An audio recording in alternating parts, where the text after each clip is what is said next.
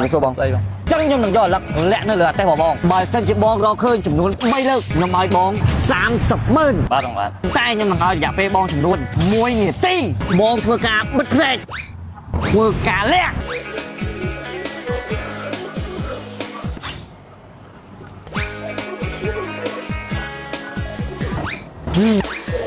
ធ្វើការបើកភ្នែកបងបាវខ្ញុំលះហើយណាបងចាប់ដើមបង1នាទីអមើលបងរកមើលតើនៅក្នុងនឹងអត់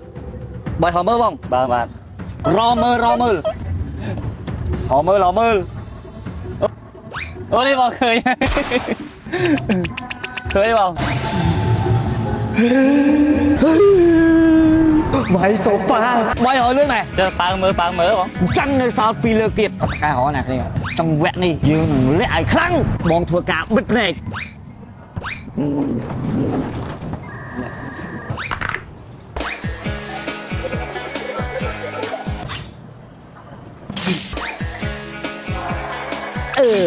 បងបើផ្លែបានងាកមើលបើផ្លែសិនមើលឃើញ1 2 3ចាប់ដើមបងចាប់តែ1នាទីបើឃើញបងបាវតាញ់ដាក់នាទីណាបើឃើញបងវគ្គនេះគឺពិបាកបងវគ្គនេះគឺពិបាកបងបាយមើលគ្រប់រៀបមើលគ្រប់រៀបបាយអត់មើលជុំកាញខ្ញុំអត់លាក់នៅលើនេះគឺថាបានទេបងអញ្ចឹងបាទឥឡូវខ្ញុំថាលាក់នៅលើតែបង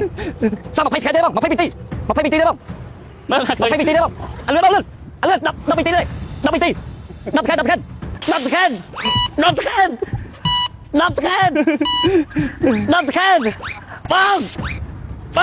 ូថាលឿន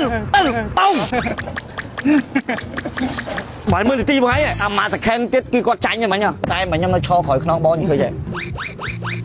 តែបាយមានមើលខ្ញុំសោះវគ្គចុងក្រោយវគ្គនេះមិនមែនងាយស្រួលបងគឺពិបាកបងធ្វើការបិទភ្នែក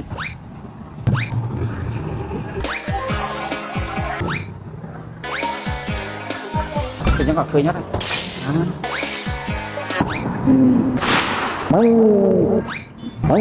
បាត់ទៅបង I believe in you បង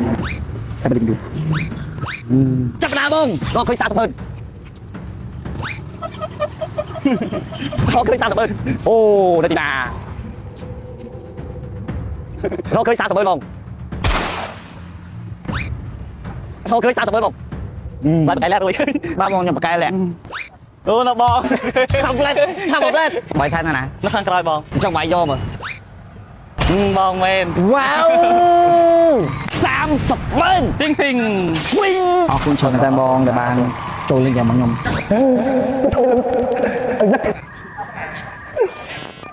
បងខានដូរព្រីមសិនប៉ុន្មានខែបងតែ3ខែជាងហើយបងឆាប់ផ្លែតបងបើខុសHyundai Xpander ល្អមែនតើសម្រាប់ម៉ាស៊ីនម៉ូតូនេះបងនេះហេទៅការដឹករបស់គុនឬមួយក៏ទៅណាឆ្ងាយជាយូរអញ្ចឹង Hyundai Xpander អាចជួយបងបានHyundai Xpander កម្មវិធី1001ចែករំលែកកម្មវិធីនេះដែរនឹងចែកប្រេងម៉ាស៊ីនម៉ូតូ free ដល់មនុស្ស1001នាក់ដើម្បីសម្រួលដល់ប្រជាជនដោយកត្តាប្រេងសាំងឡើងថ្លៃជាសកលចែកប្រេងម៉ាស៊ីន Hyundai Xpander ចំនួន1001កំប៉ុងដោយឥតគិតថ្លៃដែលកម្មវិធីគេនឹងចោះចែកនៅក្រុងកំពង់ចាមថ្ងៃទី22 ឧសភា